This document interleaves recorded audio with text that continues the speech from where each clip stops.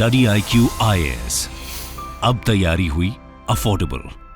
दोस्तों, अगर आप या आपका कोई भी जानने वाला दोस्त या फिर भाई बहन स्टेट PCS की तैयारी कर रहा है तो स्टडी IQ के नए इनिशिएटिव PCS सारथी को सब्सक्राइब करना मत भूलिएगा। लिंक्स आपको डिस्क्रिप्शन में मिल जाएंगी। दोस्तों, बात है 3 सितंबर 1939 की। वर्ल्ड वॉर सेकंड शुरू हो चुका था। ब्रिटेन और जर्मनी इसमें एक दूसरे के आमने सामने खड़े थे। हिटलर ने पूरे यूरोप में अपनी सोफिस्टिकेटेड प्रोपेगेंडा मशीन्स इंस्टॉल करी हुई थी। नाजी रजीम ने जर्मनी की सुपीरियरिटी, उसकी ग्रेटनेस और उसके इन्फ्लुएंस को स्प्रेड करने के लिए लॉर्ड हॉह जैसे पपेट ब्रॉडकास्टर्स पूरे यूरोप में फैला दिए थे। उनका मकसद यूरोप में प्रो ब्रिटिश सेंटिमेंट को काउंटर करना और ज्यूज और कैपिटलिस्ट क्लासेस के अगेंस्ट प्रोपेगेंडा फैलाना था। लेकिन जर्मनी के इस प्रोपेगेंडा को काउंटर करने के लिए ब्रिटेन ने एक मजेदार स्ट्रैटेजी अडॉप्ट की। अब वो स्ट्रैटेजी क्या थी और आज हम उसको क्यों डिस्कस कर रहे हैं, ये तो आप कुछ देर में पता लगा ही लेंगे। लेकिन उससे पहले आपको बता दूं कि वीडियो UPSC मेंस के लिहाज से काफी जरूरी है। इसके बारे में हम वीडियो के अंत में और भी बात करेंगे, पर फिलहाल के लिए अपने डिस्कशन को हम आगे बढ़ाते हैं। अभी नहीं तो कभी नहीं। दोस्तों, UPSC Pre+ मेंस के लिए स्टडी IQ का last live foundation batch launch हो चुका है, जिसमें कुछ ऐसे यूनिक फीचर्स हैं जो आपको कहीं नहीं मिलेंगे। 900+ आवर्स का लाइव कंटेंट, UPSC के आयरन गेट यानी प्रीलिम्स में आपको परिपक्व करने के लिए प्रीलिम्स के प्रैक्टिस क्वेश्चंस दिए जाएंगे। आपके मेंस के आंसर में डिफरेंट डायमेंशंस ऐड करने के लिए और आपके सोचने के तरीके में डिफरेंट पर्सपेक्टिव्स ऐड करने के लिए मेंस की आंसर राइटिंग प्रैक्टिस करवाई जाएगी।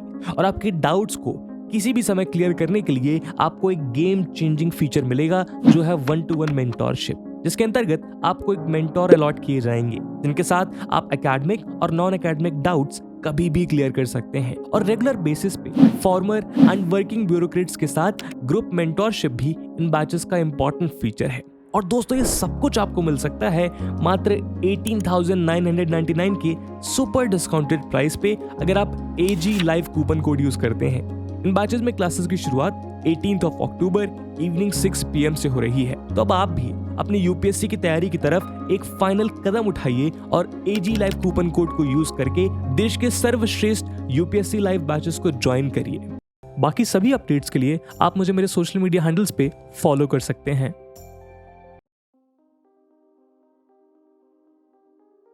दोस्तों, BBC का नाम तो आपने सुना ही होगा। जी हाँ, BBC यानी ब्रिटिश ब्रॉडकास्टिंग कॉर्पोरेशन।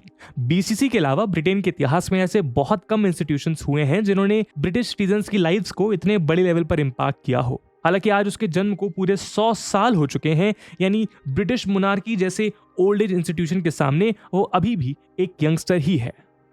लेकिन इसके बावजूद ब्रिटेन की नेशनल आइडेंटिटी को शेप करने में उसने जो कंट्रीब्यूशन दिया है वो अनपैरेलल्ड है। इसकी शुरुआत 1922 में 6 लीडिंग वायरलेस चैनल्स के मर्जर के साथ हुई और वर्ल्ड वॉर सेकंड तक आते आते उसने ब्रिटिश आइडेंटिटी और उसके इंटरेस्ट को फुलफिल करने में मदद करी। जैसा कि हमने शुरुआत में भी कहा, हर वॉर की तरह ये वॉर एक फिजिकल बैटल के साथ साथ एक आइडियोलॉजिकल वॉर भी था। हर एक वॉरिंग पावर अपने लिए इंटरनेशनल सपोर्ट गेन करने में लगी हुई थी। रेडियो उस समय सबसे सस्ता और सबसे एफिशिएंट मींस ऑफ कम्युनिकेशन हुआ करता था। वर्ल्ड वॉर सेकंड की दो अपोजिंग पावर्स यानी ब्रिटिश और जर्मनी के बीच अपना एक अलग प्रोपेगेंडा वॉर चल रहा था। ब्रिटेन ने जर्मन प्रोपेगेंडा को काउंटर करने के लिए अपनी ब्रॉडकास्टिंग एजेंसी BBC का इस्तेमाल किया। ब्रिटेन ने BBC के थ्रू अपनी मिलिट्री सेटबैक्स को बेहद डिटेल्ड वे में ब्रॉडकास्ट किया। जी हाँ दोस्तों, आपने सही सुना, अपने फेलियर्स को प्रोजेक्ट करना BBC की स्ट्रेटजी का ही एक पार्ट था, जिसके थ्रू वो जर्मन ऑडियंस के हार्ट और माइंड को जीतना चाहता था। BBC खुद को एक ट्रस्टेड न्यूज सोर्स के रूप में स्टैब्लिश करना चाहती थी, यानी एक ऐसा सोर्स जो सिर्फ और सिर्फ ट्रुथ को रिपोर्ट करता हो, फिर चाहे बात उनकी खुद की डिफीट की ही क्यों ना हो। दोस्तों, ये पॉलिसी सुनने में भले ही अटपटी लग रही हो, लेकिन ग्राउंड पर ये सच में कामयाब रही। देखते ही देखते BBC नाजी रूल के अंडर रह रहे जर्मन्स और नॉन जर्मन्स का सबसे ट्रस्टेड और सिग्निफिकेंट न्यूज सोर्स बन गया। एक्यूरेट न्यूज जर्मन ऑडियंस को कैप्चर करने का एक लालच मात्र थी। BBC के एक लीक्ड मेमो में ये सामने आया कि मार्च 1942 के पहले हफ्ते में जर्मनी में लगभग 80 ब्रॉडकास्ट जर्मन लैंग्वेज में हुए, जिसमें से 75 ब्रिटिश स्पीकर्स के द्वारा किए गए थे। इन ब्रॉडकास्ट को इस तरह अरेंज किया गया था जिससे जर्मन लिसनर्स ब्रिटिश न्यूज दिन में 1 घंटा लगातार सुना करते थे। दोस्तों, ये न्यूज ऑडियंस को अपने नैरेटिव की तरफ अट्रैक्ट करने का एक जरिया था। हालांकि BBC के प्रोग्राम्स की शुरुआत ब्रिटेन की वीकनेस या वॉर में उनके फेलियर से होती थी, लेकिन उसका एंड हमेशा बेटर न्यूज के साथ होता था और लास्ट आइटम्स का टेस्ट ऑडियंस के माइंड में लंबे समय के लिए रहता था। ब्रिटेन के मिलिट्री सेटबैक की न्यूज एक और पर्पस सर्व करती थी। जो लोग इस न्यूज को सुनते थे वो ब्रिटेन की सुपीरियर मिलिट्री स्ट्रेंथ की ओर और ज्यादा इंक्लाइंड हो जाते थे। असल में उनका मानना था कि अगर एलाइज अपने डिफीट्स को ओपनली एडमिट कर रहे हैं तो इसका मतलब है कि वो अपनी कैपेबिलिटीज को लेकर एक्सट्रीमली कॉन्फिडेंट हैं। उसके अलावा बीबीसी इस वॉर में ब्रिटिश सिटीजन्स के लोकल कंट्रीब्यूशन को भी ब्रॉडकास्ट कर रहा था। आम लोगों का वॉर के प्रति इतना कंट्रीब्यूशन उनकी जीत के विश्वास को और भी ज्यादा स्ट्रांग कर रहा था। उनका मानना था कि जब तक उनकी राइवल कंट्रीज की ऑडियंस को ब्रिटेन के कन्विक्शन का एहसास नहीं होगा तब तक वो उनको ओवरटेक नहीं कर पाएंगे। बीबीसी उनके नैरेटिव को स्प्रेड करने में इतनी सक्सेसफुल रही कि बीबीसी जर्मन सर्विस यूरोप के बहुत से नेशन के लिए रोल मॉडल बन गई। 1943 तक आते आते बीबीसी अपने प्रोग्राम्स को दुनिया भर में 54 लैंग्वेजेस में ट्रांसमिट कर रहा था। तो कुल मिलाकर बीबीसी का ये मॉडल बेहद सक्सेसफुल रहा। इस वॉर का अंत ब्रिटेन की विक्ट्री और जर्मनी की हार के साथ हुआ। दोस्तों, आज हम प्रोपेगेंडा और नैरेटिव जैसे शब्दों को नेगेटिव टोन में इंटरप्रेट करते हैं, लेकिन ये प्रोपेगेंडा किसी भी देश के ऑब्जेक्टिव्स, उसकी स्टोरीज और उसके एम्स को फुलफिल करने में किस लेवल तक मदद कर सकता है, आप वो इस एग्जांपल के थ्रू समझ सकते हैं। और केवल बीबीसी ही क्यों, यूएस का radio broadcast voice of America इसी फैक्ट का एक और भी ज्यादा प्रोमिनेंट एग्जांपल रहा है। The voice of America USA का एक लौता गवर्नमेंट फंडेड ग्लोबल ब्रॉडकास्टर था जो लगभग 7 दशकों से अमेरिका के नैरेटिव को ब्रॉडकास्ट कर रहा था। इसने अमेरिका की स्टोरी वर्ल्ड वॉर सेकंड से लेकर कोल्ड वॉर और 9/11 के बाद शुरू हुई एक नई एरा तक दुनिया के कोने कोने में रिप्रेजेंट करी। अगर कोल्ड वॉर आइडिया और आइडियोलॉजीज का वॉर था तो ये रेडियो उसमें अमेरिका का एक नेचुरल वेपन बन चुका था। अमेरिका के रेडियो ब्रॉडकास्ट आयरन कर्टेन को पेनिट्रेट कर ईस्टर्न यूरोप में सीधा लोगों के हर्ट्स और माइंड्स को कैप्चर करते थे।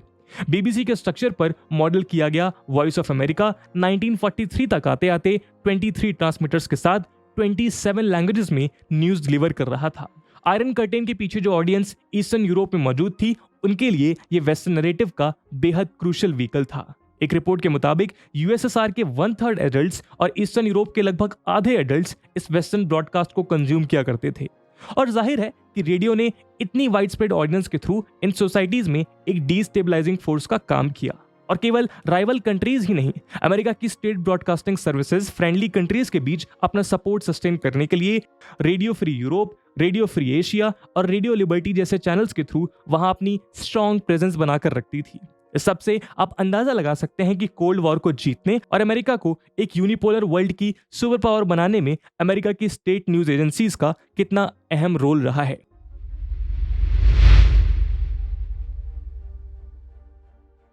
तो दोस्तों, अभी हमने सबसे पहले 19th सेंचुरी के हेजेमन ब्रिटेन के स्टेट चैनल बीबीसी की बात करी। उसके बाद हमने 20th सेंचुरी की सुपर पावर अमेरिका के ब्रॉडकास्टिंग मीडिया पर बात की। तो जाहिर है कि इस लिस्ट में 21st सेंचुरी की हेजेमन पावर चाइना को कैसे भूल सकते हैं। हालांकि इस गेम में चाइना की एंट्री वेस्ट के कंपैरिजन में काफी लेट हुई, लेकिन आज वो इस गेम में बेहद हाई स्टेक्स रखता है। कई दशकों तक चाइना ने अपने खुद के सिटीजन्स और फॉरेन करेस्पॉन्डेंट्स को मेनलैंड चाइना में सेंसर करके रखा था, लेकिन आज वो खुद अपने स्टेट मीडिया के थ्रू इंटरनेशनल स्टेज पर अपने नैरेटिव्स को प्रोपेगेट करता है। चाइना ने अपनी ग्लोबल मीडिया प्रेजेंस को स्ट्रेंथन करने के लिए 2009 के बाद से लगभग $6.6 बिलियन स्पेंड किए हैं। 2016 में चाइना ने अपने स्टेट टेलीविजन सीसीटीवी को CGTN यानी चाइनाज ग्लोबल टेलीविजन नेटवर्क में तब्दील करके अपना वर्ल्ड वाइड प्रोपेगेंडा कैंपेन को अनलीश किया। CGTN के अलावा ग्लोबल टाइम्स और शिन्हुआ न्यूज जैसे मीडिया आउटलेट्स भी चाइनीज गवर्नमेंट के इंटरनेशनल माउथ पीसेस की तरह काम करते हैं। आपको जानकर हैरानी होगी कि 2003 के बाद रिलीज हुए PLA के ऑफिशियल डॉक्यूमेंट्स में मीडिया वॉरफेयर को बीजिंग की मिलिट्री स्ट्रेटजी का एक्सप्लिसिट पार्ट बताया गया है। इसी के चलते अब चाइनीज रेजिम ने कंट्री की लीडरशिप को गुड लाइट में पोर्ट्रे करने के लिए एक सोफिस्टिकेटेड स्ट्रेटजी बिल्ड की है। प्रेसिडेंट शी के शब्दों में कहें तो इसका मकसद चाइना की अच्छी स्टोरी को दुनिया को बताना है। असल में चाइना की अच्छी स्टोरी को बताने का मतलब रूलिंग पार्टी के आइडियोलॉजिकल नैरेटिव्स को फुलफिल करना है। यानी चाइना के लिए मीडिया ग्लोबल इंफॉर्मेशन वॉरफेयर का एक बैटल ग्राउंड होने के साथ साथ एक स्ट्रॉन्ग वेपन भी बन गया है। तो दोस्तों, कुल मिलाकर जो काम वर्ल्ड वॉर सेकंड में बीबीसी ने किया था, वही काम वॉइस ऑफ अमेरिका ने कोल्ड वॉर के दौरान किया। वही काम आज चाइना के लिए CGTN या ग्लोबल टाइम्स, यूएस के लिए CNN, जर्मनी के लिए DW, कतर के लिए अल जजीरा और टर्की के लिए TRT वर्ल्ड करता है। ये देश अलग है, इनके मीडिया अलग हैं, सभी की आइडेंटिटीज और एस्पिरेशंस अलग हैं, लेकिन क्या आप जानते हैं कि इन सब में कॉमन चीज क्या है? वो ये कि ये सभी स्टेट न्यूज एजेंसी अपनी कंट्रीज की स्टोरीज, उनके व्यू पॉइंट्स दुनिया के आगे अपने वर्ड्स में पेश करते हैं। लेकिन अगर आप गौर करें तो जब बात इंडिया की आती है तो क्या आपको ऐसा एक भी ग्लोबल मीडिया हाउस नजर आता है जो इंडिया की स्टोरी की बात कर रहा हो, या कोई ऐसी मीडिया ऑर्गेनाइजेशन जो इंडिया के आइडिया को रिप्रेजेंट कर रही हो? यहाँ एक सवाल यह भी उठता है कि आखिर इसकी जरूरत ही क्या है।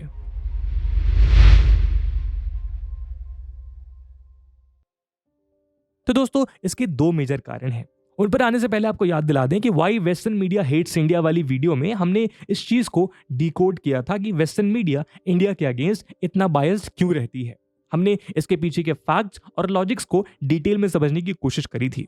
लेकिन दोस्तों, इस वीडियो के बाद हम सब के माइंड में एक और क्वेश्चन उठना चाहिए, और वो क्वेश्चन है कि आखिर इंडिया को इससे क्या फर्क पड़ता है। तो दोस्तों, इसका सबसे ज्यादा असर इंडिया में की जाने वाली इन्वेस्टमेंट्स, टूरिज्म सेक्टर और ग्लोबल स्टैंडिंग पर पड़ता है। हाल ही में आपने एक खबर सुनी होगी कि यूएस ने अपने टूरिस्ट और सिटीजन्स के लिए ट्रैवल एडवाइजरी जारी की हैं। इस पूरे साल में यूएस ने ऐसी 4 एडवाइजरीज इशू की हैं। उन्होंने टेररिज्म और सेक्टेरियन वायलेंस कोट करते हुए अपने सिटीजन्स को जम्मू एंड कश्मीर में ट्रैवलिंग के लिए एक्स्ट्रा कॉशन एक्सरसाइज करने को कहा है। मार्च 2018 से उन्होंने इन रीजन्स को अपने सिटीजन्स के लिए लो रेटिंग्स पर रखा है। जाहिर सी बात है कि इंडिया के टूरिज्म सेक्टर पर इसका नेगेटिव असर पड़ता है, लेकिन हम ये भी नहीं कह रहे हैं कि यूएस का अपने सिटीजन्स को लेकर कॉशन बरतना कोई गलत बात है, लेकिन इससे जो इंडिया की नेगेटिव ब्रांडिंग होती है वो गलत है। इस तरह की नेगेटिव ब्रांडिंग इंडिया के इकोनॉमिक और पॉलिटिकल इंटरेस्ट को हर्ट कर सकती है। यहाँ पर ध्यान देने वाली बात यह भी है कि यूएस की हाईटेक सिटीज में गन किलिंग्स, लिंचिंग, वायलेंस जैसी चीजें बहुत आम हो गई हैं, लेकिन इंडिया या फिर किसी और कंट्री के द्वारा उनको लेके कोई भी एडवाइजरी जारी नहीं की जाती है। और दोस्तों, ये तो केवल एक ही इंसिडेंट है। जैसा कि हाल ही में डॉक्टर जयशंकर ने भी कहा कि इस तरह के बायस मीडिया आउटलेट्स इंडिया की स्टोरी को इंटरनली नहीं बदल सकते और इसीलिए उसको बाहर से शेप करने की कोशिश करते हैं। दूसरे शब्दों में इसी को नेगेटिव ब्रांडिंग कहा जाता है, और किसी भी कंट्री की ब्रांडिंग उसके डेवलपमेंट में बहुत क्रूशियल रोल प्ले करती है। नेशन बिल्डिंग की इसी इंपॉर्टेंस को ध्यान में रखते हुए इंडिया को भी अपने ब्रांड इनक्रेडिबल इंडिया की वैल्यू को दुनिया के आगे लगातार एक्टिवली प्रमोट करने की जरूरत है। दोस्तों, ये तो बात हुई टेंजिबल बेनिफिट्स की, लेकिन इसका दूसरा कारण इन सभी टेंजिबल बेनिफिट से बहुत बढ़कर है। आखिरकार इंडिया 1.4 बिलियन लोगों की ह्यूज पॉपुलेशन की एक वास्ट कंट्री है। इस पॉपुलेशन का एक मेजर हिस्सा देश और दुनिया की पॉलिटिक्स से डेली बेसिस पर एंगेज करता है। हमारे पास न्यूज चैनल्स की भरमार है। आज इंडियंस अपनी छाप दुनिया के हर कोने और हर फील्ड में छोड़ रहे हैं। इंडिया रामायण और महाभारत जैसी ग्रेट एपिक्स की धरती है। इंडिया में हमें religious, regional, linguistic, social, cultural, ethnic और शायद हर पॉसिबल तरह की डाइवर्सिटी देखने को मिलती है। लेकिन इतने चैलेंजिंग पास्ट से निकलकर इंडिया ने पिछले 75 सालों में जो unity, democracy, high level of governance show की है वो दुनिया भर के लिए सीखने लायक है। लेकिन इस इनक्रेडिबल इंडिया की स्टोरी को दुनिया को कौन बता रहा है? असल जवाब है कोई भी नहीं। दोस्तों, सीनियर जर्नलिस्ट पालकी शर्मा उपाध्याय के वर्ड्स में कहें तो आज पूरी दुनिया एक ग्रैंड स्टोरी टेलिंग कॉम्पिटिशन बन चुकी है। हर कोई अपनी स्टोरी को सबसे परसुएसिव वे में प्रेजेंट करने की कोशिश कर रहा है। हर कोई आज अपनी नेशनल, कल्चरल, इकोनॉमिक और पॉलिटिकल स्टोरीज दुनिया के सामने पेश करना चाहता है। हर देश की स्टोरी हर देश को इफेक्ट करती है। वो देश की पॉलिसीज, पॉलिटिक्स और वर्ल्ड के कोर्स को बदल कर रख देती है। आइए इसको एक एग्जांपल से समझते हैं। दोस्तों, बात है वर्ल्ड वॉर सेकेंड की। यूएसए जापान को बॉम्ब करने के लिए उनकी कुछ सिटीज को मार्क कर रहा था। जापान की जानी मानी सिटी क्योटो भी इस लिस्ट में शामिल थी, लेकिन उसको इस लिस्ट से रिमूव कर दिया गया। क्यों? क्योंकि American secretary of war Kyoto में अपने हनीमून के लिए गए थे। क्योटो की खूबसूरती उनकी मेमोरीज में अपनी अलग जगह बना चुकी थी। वो नहीं चाहते थे कि इतनी खूबसूरत सिटी को एटम बॉम्ब से छलनी कर देना चाहिए। बस फिर क्या था, यहाँ पर क्योटो की स्टोरी जीत गई और हिरोशिमा और नागासाकी की स्टोरी हार गई। अब आप समझ गए होंगे कि स्टोरीज लोगों को किस तरह मोबिलाइज करती है, और इसीलिए इन स्टोरीज को सही समय पर सही तरीके से प्रेजेंट करना और उसको एक्टिवली शेप करना हमारे लिए बहुत जरूरी हो जाता है। दोस्तों, कहा जाता है कि पुराने समय में अगर लोगों को पॉइजन करना होता था तो उनके वेल्स को पॉइजन कर दिया जाता था, लेकिन अगर आज किसी को पॉइजन करना है तो लोग एक दूसरे की स्टोरी को पॉइजन कर देते हैं। जब लोगों की स्टोरीज को पॉइजन किया जाता है तो लोगों के माइंड्स कंटेमिनेट हो जाते हैं। लोगों का सेल्फ कॉन्फिडेंस, उनका मोरल और उनकी एबिलिटीज पॉइजन हो जाती हैं। ऐसे में लोग या फिर देश अपनी एबिलिटीज पर डाउट करने लगते हैं, जो किसी को डायरेक्टली किल करने से कहीं ज्यादा खतरनाक है। ऐसा ही कुछ इंडिया के साथ भी हुआ है। इतिहास में इंडिया की स्टोरी को कई बार पॉइजन करने की कोशिश करी गई। इंडिया की स्टोरी इन इतिहास में कई डेंजरस फेसेस का सामना करती हुई आई है। 200 सालों का कॉलोनाइजेशन इंडिया की स्टोरी का सबसे वर्स्ट फेज रहा है। 75 साल पहले हमें इंडिपेंडेंस तो मिल गई, लेकिन हमारा माइंड उस कॉलोनियल माइंडसेट से आज भी पूरी तरह आजाद नहीं हुआ। आज भी हम उसी वेस्टर्न वर्ल्ड के वैलिडेशन को सीक करते हैं।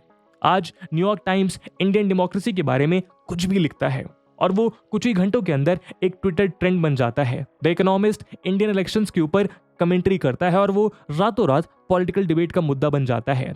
बीबीसी कश्मीर पर इंडिया को लेक्चर करने की कोशिश करता है और इंडियन मीडिया उसको कोट करता रह जाता है। हम इस सबको पसंद करें या ना करें, लेकिन कॉन्शियसली या अनकॉन्शियसली हमारा कंजम्पशन यहीं से हो रहा है। लेकिन वहीं दूसरी तरफ हमारे पास ऐसा कोई इंडियन न्यूज चैनल या न्यूज़पेपर नहीं है जो न्यूयॉर्क या लंदन में हो रहे ह्यूमन राइट अब्यूजेस की बात करे और उस कंट्री के पॉलिटिशियंस उसको अपनी डिबेट्स में डिस्कस करें। इसमें कोई शक नहीं है कि पिछले 70 सालों में इंडिया ने एक बेहद लंबा सफर तय किया है। जिस मुकाम पर इंडिया आज खड़ा है, हर पॉसिबल तरह के चैलेंजेस, डिवीजन्स और डिफिकल्टीज के साथ उस मंजिल तक पहुंचना आसान नहीं होता है। और यह भी सच है कि अभी इंडिया को आगे उससे भी लंबा सफर तय करना है। ऐसे में आज हमें खुद से ये पूछने की जरूरत है कि आखिर पूरी दुनिया इंडिया को कब तक डिफाइन करेगी? आखिर इंडिया अपने आप को खुद से कब डिफाइन करेगा? आखिर हम कब तक अपने काम का वैलिडेशन दुनिया से मांगते रहेंगे? आज इंडिया के वास्ट एम्बिशंस को ये बिल्कुल सूट नहीं करता कि उसकी डेफिनेशन कोई और सेट करे या उसकी कैपेबिलिटीज कोई और डिफाइन करे। जैसे कि हम अपने पहले कई वीडियोस में देख चुके हैं, इंडिया क्या सोचता है, क्या करता है, उससे दुनिया को फर्क पड़ता है और पड़ना चाहिए भी। इंडिया को अपनी इस रेलेवेंस को कैपिटलाइज करने की जरूरत है, क्योंकि एक कंट्री जो आज एक ग्लोबल लीडर का रोल एज्यूम करने के लिए तैयार खड़ी है, उसकी अपनी एक स्ट्रॉन्ग वॉइस होना बहुत जरूरी है। माना कि इतने बड़े स्केल पर किया जाने वाला ये काम एक वेल स्ट्रक्चर्ड और वेल फंडेड और वेल एक्सपीरियंस मीडिया चैनल ही कर सकता है। और इस स्टोरी को स्प्रेड करने का काम केवल किसी मीडिया या टेलीविजन चैनल का ही नहीं है, स्पेशली आज तो बिल्कुल भी नहीं, जब हमारे चारों ओर न्यूज और कंटेंट एक्सप्लोड हो रहा है। टेलीविजन की जगह मोबाइल की स्क्रीन्स ने ले ली है और ऐसे माहौल में ये स्टोरी टेलिंग प्रोजेक्ट किसी भी स्क्रीन से शुरू होकर दुनिया के कोने कोने में पहुंच सकता है। और इसीलिए आप और हम जैसे लोग भी इस स्टोरी टेलिंग की एज का एक अहम हिस्सा हो जाते हैं। खैर, आपको बता दें कि इंडियन गवर्नमेंट ने भी हाल ही में इस डायरेक्शन में एक सिग्निफिकेंट स्टेप उठाने की कोशिश की है। जी हाँ, हम बात कर रहे हैं डीडी इंटरनेशनल की। असल में जैसा कि हम जानते हैं, कोविड-19 पैंडेमिक के दौरान वेस्टर्न मीडिया आउटलेट्स ने इंडिया के खिलाफ बेहद इनसेंसिटिव रिपोर्टिंग की। और इनसेंसिटिव का मतलब गलत या सही नहीं है, बल्कि वो बायसनेस है जो इंडिया के लिए रिपोर्टिंग करते वक्त और बाकी देशों के लिए रिपोर्टिंग करने में डिफरेंस है। यहाँ पे वो डिफरेंस इनसेंसिटिव है और साथ ही इंडियन गवर्नमेंट की पॉलिसीज के अगेंस्ट भी हार्श फ्रेजेस यूज किए गए। इन सभी एडिटोरियल्स में वेस्टर्न बायसेस ने इंडिया की रियलिटीज को डिस्टॉर्ट करके रिप्रेजेंट किया। इसी के रिस्पॉन्स में इंडिया ने अपनी national broadcasting service DD news को इंटरनेशनल प्लेटफॉर्म पर ले जाने की बात की।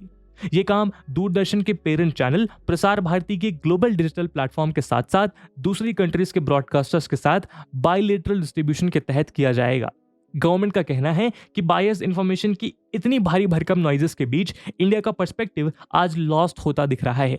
ऐसे में इंडिया जैसे पोटेंशियल ग्लोबल लीडर की वॉइस को ग्लोबल ऑडियंस तक पहुंचाना बहुत जरूरी है। तो दोस्तों, इस एग्जाम्पल को देखते हुए ये कहा जा सकता है कि लेट ही सही, लेकिन इस डायरेक्शन में इंडियन गवर्नमेंट ने एक्टिव स्टेप्स लेना शुरू कर दिए हैं, क्योंकि ऐसा करना आज एक ऑप्शन नहीं बल्कि एक नेसेसिटी बन गया है। क्योंकि जैसा कि यूएस के फॉर्मर प्रेसिडेंट हैरी ट्रूमैन कहते हैं, this is a struggle above all for the minds of main.